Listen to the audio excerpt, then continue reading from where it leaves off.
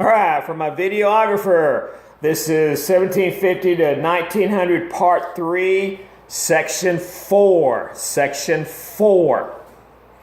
All right, here we go. I'm ready. Okay. Just got to talk about bourgeoisie, rich people. That's right. And the proletariat. That sounds Russian. Exactly. It becomes, that's what Russia uses, the proletariat. Wow. All right, another alternative vision of society was anarchism. Anarchism. A-N-A-R-C-H-I-S-M. Anarchism. Letter A. Believe the only way to obtain individual freedom was to get rid of the something entirely. The man. Get rid of the man. Well, the government. That's right. Get rid of the government. Wanted to put authority. What? Authority in the hands of locally elected councils. C-O-U-N-C-I-L-S. Do a little explaining there. Well, the anarchists believe the government should be gone. The whole place should be ruled by little small councils. Like the area around All Saints should only be ruled by people elected from that area. And those are the ones that rule it. Well, that kind of makes sense because I know what's going on. Yeah, there's some logic to it. All right. Some use terror and assassination. Ooh, that's not nice. Spell assassination. A-S-S-A-S-S-I-N-A-T-I-O-N. A-S-S-A-S-S-I-N-A-T-I-O-N. To get the change they wanted. Good? Good. All right. Number 7. In Qing, China. Wait a minute. Qing, China. That's ringing a bell. What were they called? The Manchus. Very good. In Qing, China, and what other empires were in last unit? The Mughals. Yes. The Manchus. Yes. The Safavids. Very good. Oh, the Ottomans. That's right. And the Ottoman Empire. Some members of the government resisted economic change. Economic change. In these two governments, Qing, China, and Ottoman, which is basically the Byzantine Empire, some members of government resisted economic change. They didn't want to change into industrialized countries. They wanted to stay like they were. Is that good? No, you always want to advance. Any country that stays like they are falls. Oh, okay. They attempted to maintain pre-industrial. That means before industrial. Yes, it does. Forms of economic production. So what would it be? Had to be agriculture. Right. However, this resulted in falling way behind what part of Europe? Not Eastern. No. Western. Western Europe. Remember, Western Europe's the one that's becoming industrialized. Gotcha. However, in a small number of states, government actually promoted their own state-sponsored visions of industrialization. Will you explain that? Yeah, I'm going to explain the heck out of it. Okay, because I'm lost. All right. Such as the economic reform of Meiji Japan, and that is spelled M-E-I-J-I. M-E-I-J-I. Okay, now what's going on here? There are some states that had small, like state-sponsored, like the state itself paid for industrialization. Isn't that how everybody does? No! Nobody else has done it that way. Calm down. Everybody else is capitalist. All the factories are owned by an individual. There are some states where the state owns the factory. What? Like in America, there is no factory owned by the American government. Not one. Every factory is owned by individuals. So this is how come this is a little bit special, a little bit different here. Because some states, countries, the country itself financed the factory. Oh, I see. All right. And one being Meiji Japan. All right. Letter A. Japanese ports were forced open for trade by the Don't know. Americans. America wanted to trade with Japan. Admiral Perry sails across the Pacific. You'll learn all that when you get to your American history part. The samurai warriors are standing out there on the beaches with their samurai swords saying, no, you can't come. All of a sudden this cannonball flies over their head and blows up behind them. And then they realize we are behind in technology. We stand here with swords. These guys are shooting cannons at us. So Japanese right away, real quick, realized we've got to become industrialized. But they did it different than Europe because it was state-sponsored. The government paid for the factories. All right, letter B, or apparently the second letter A. Followed the destruction of the... who was running Japan? Last unit when we left off.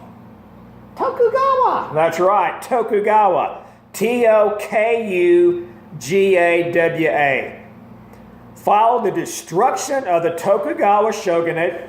That's where the samurais lost their jobs in 1868. So Japan's kind of coming along at the end of this. Yes, Japan and Russia both were at the end of the Industrial Revolution. Collection of young leaders set Japan on a path of centralization. Centralization.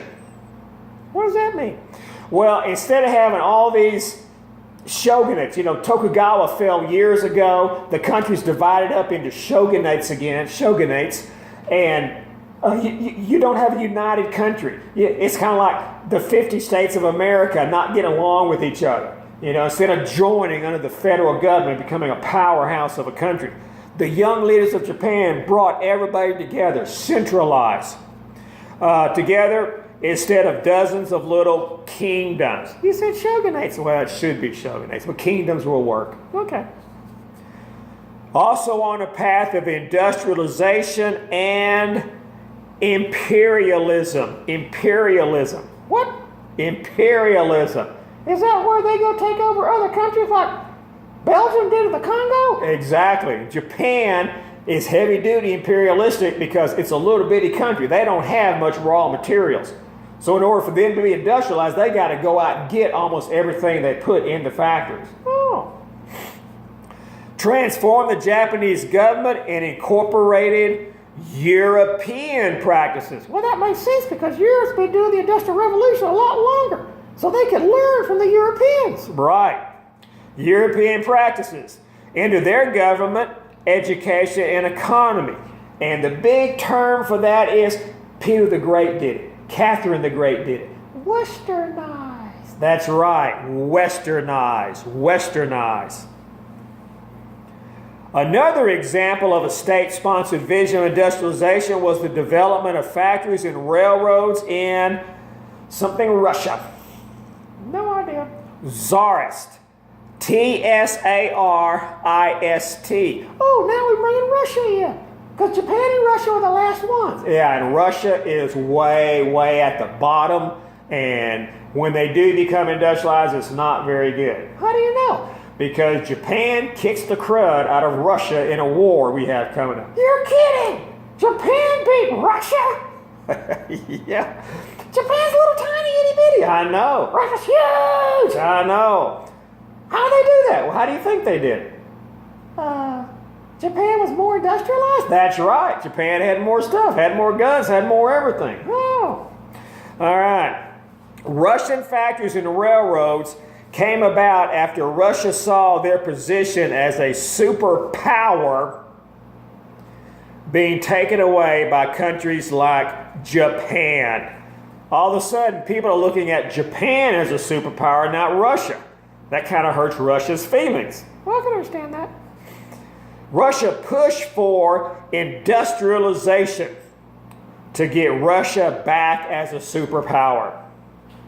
That's how you do it. Gotta industrialize. You certainly do. Modernization brought problems to the aristocratic, Aristocratic,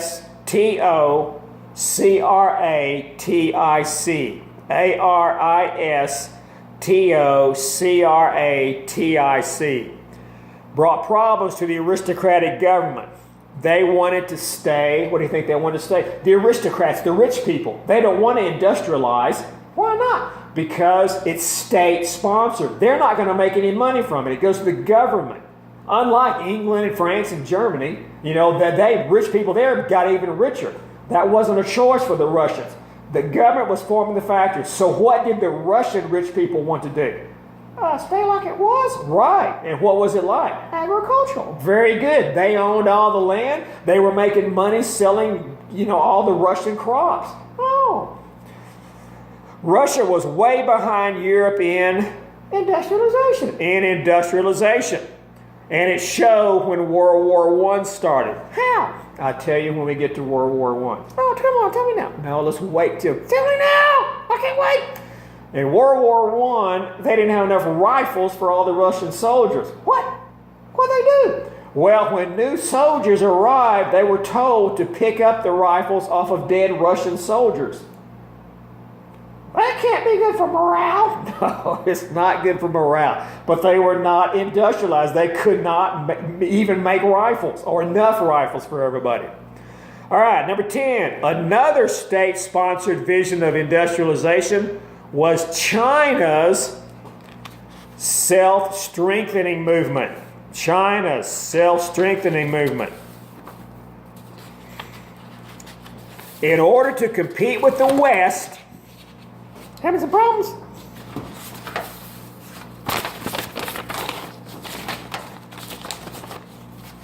Thank you. You're welcome.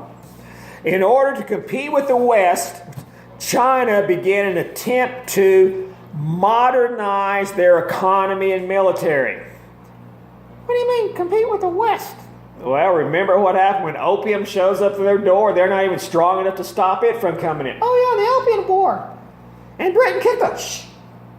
Britain beat China. Yes, they did.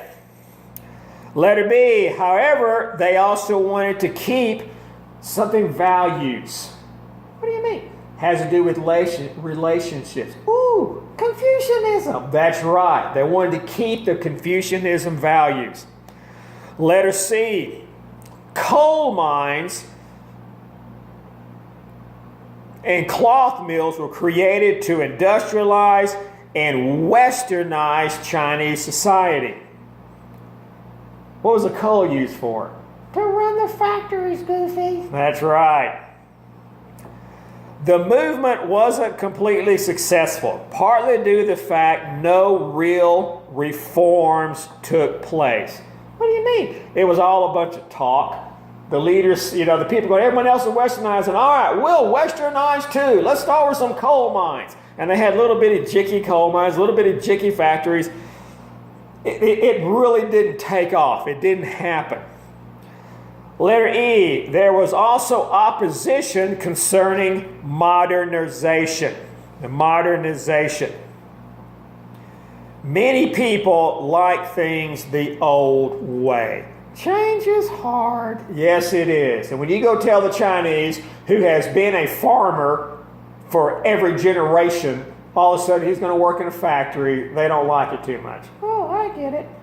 So China didn't really start industrializing very much at all. All right, I think I need to stop here. Okay, we're going to stop it here and come back for the next part.